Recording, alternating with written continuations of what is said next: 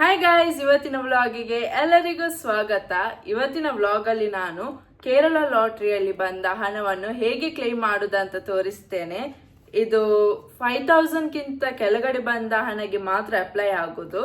So ನಂಗೆ ಈ ticket ಅಲ್ಲಿ ಇದು ಮೇ 13ಗೆ ನಡೆದ ಟಿಕೆಟ್. ಇದರಲ್ಲಿ 200 ರೂಪೀಸ್ ಬಂದಿದೆ.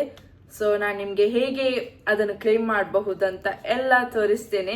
ನೀವು ವಿಡಿಯೋವನ್ನು ಮಿಸ್ ಮಾಡದೆ ಕೊನೆವರೆಗೂ ನೋಡಿ. ಇದು ಧನಲಕ್ಷ್ಮಿ ಲಾಟರಿ ಟಿಕೆಟ್. ಇದರ ಡ್ರಾ ಇದ್ದದ್ದು 13th ಮೇಗೆ. ಸೊ ಇದರಲ್ಲಿ 200 ರೂಪೀಸ್ ಬಂದಿದೆ.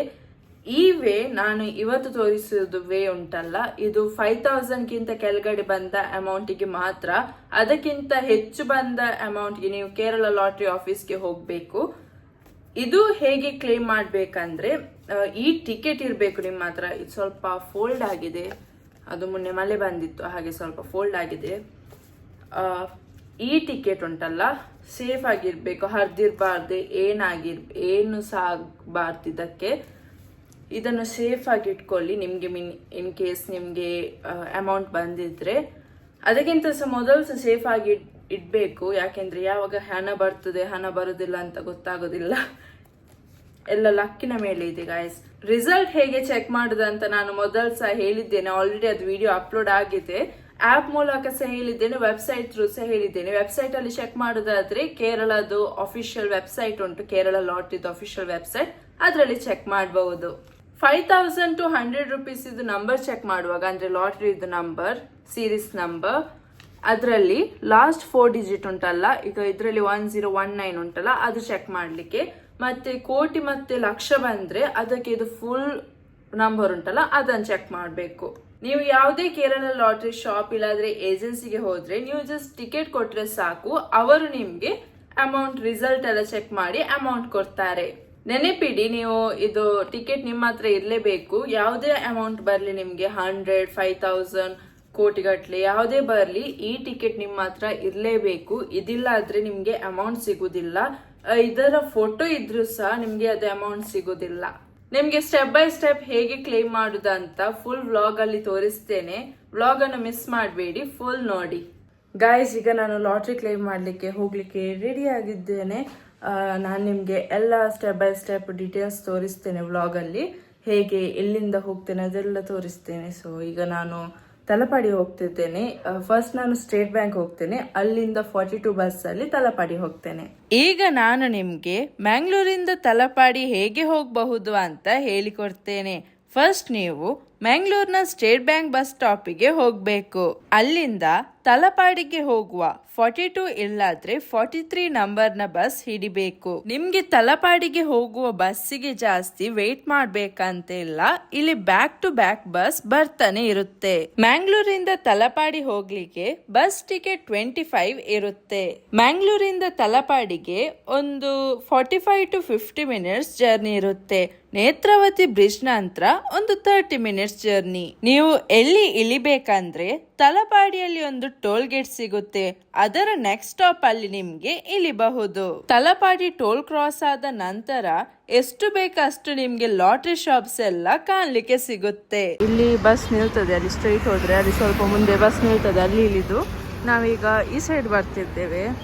ಇಲ್ಲಿ ಎಷ್ಟು ಬೇಕಷ್ಟು ಶಾಪ್ ಉಂಟು. ಇಲ್ಲಿ ಯಾವ ಶಾಪಲ್ಲಿ ಸಹ ನೀವು ಟಿಕೆಟ್ ಕೊಟ್ರೆ ನಿಮ್ಗೆ ಅದರ ರಿಸಲ್ಟ್ ಚೆಕ್ ಮಾಡಿ ಇದು ಅಮೌಂಟ್ ಕೊಡ್ತಾರೆ.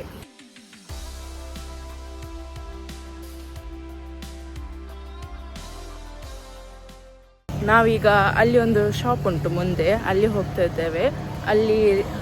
ಅಲ್ಲಿಯೇ ತಗೊಂಡದ್ದು ಟಿಕೆಟ್. ಸೊ ಹಾಗೆ ಅಲ್ಲಿ ಕೊಟ್ಟು ನಾವು ಅಮೌಂಟ್ ತಗೊಳ್ತೇವೆ. ಇದು ಆ್ಯಕ್ಚುಲಿ ಅಲ್ಲಿಯೇ ಕೊಡ್ಬೇಕಂತ ಏನಿಲ್ಲ, ಎಲ್ಲಿ ಸಹ ಕೊಡಬಹುದು, ಆದರೆ ನಾವು ಅಲ್ಲಿಗೆ ಹೋಗ್ತಾ ಇದ್ದೇವೆ.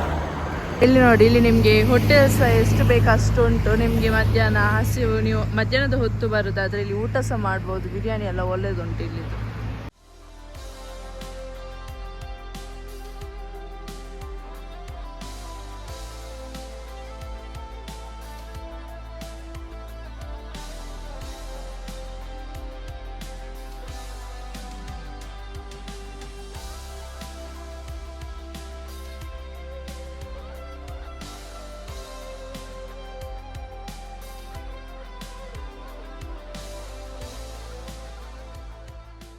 ₹100 ಟಿಕೆಟ್ ತಗೊಂಡಿದ್ದೇವೆ ಮತ್ತು ₹100 ಅಮೌಂಟ್.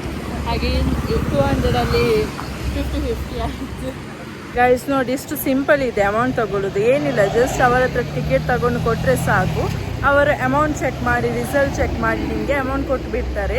ಅದರಲ್ಲಿ ನಿಮಗೆ ಟಿಕೆಟ್ ಇನ್ನೊಮ್ಮೆ ತಗೊಳ್ಬೇಕಾದ್ರೆ ತಗೊಳ್ಬಹುದು, ಇಲ್ಲಾದರೆ ಫುಲ್ ಕ್ಯಾಶ್ ಕೊಡ್ತಾರೆ.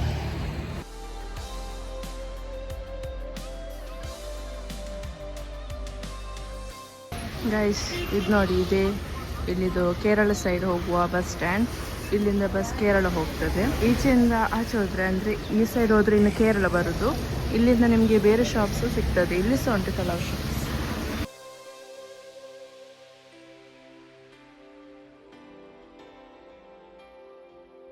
ಗಾಯ್ಸ್, ಈಗ ನಾನು ಫೈನಲಿ ಮನೆಗೆ ಬಂದಿದ್ದೇನೆ. ಮಳೆ ಬರ್ತಿತ್ತು, ಹಾಗೆ ಜಾಸ್ತಿ ರಿಟರ್ನ್ ಬರುವಾಗ ವಿಡಿಯೋ ಮಾಡಲಿಲ್ಲ. ಮತ್ತೊಂದು ನಿಮಗೆ ಒಂದು ತೋರಿಸ್ಲಿಕ್ಕೆ ಉಂಟು, 1 ನಿಮಿಷ ತೋರಿಸ್ತೇನೆ. ಇಲ್ಲಿ ನೋಡಿ ಗಾಯ್ಸ್, ಹೊಸ ಫೋನ್. ಇವತ್ತಿನ ವಿಡಿಯೋ ಫಸ್ಟ್ ವ್ಲಾಗ್ ಈ ಫೋನಲ್ಲಿ ಮಾಡಿರುವ.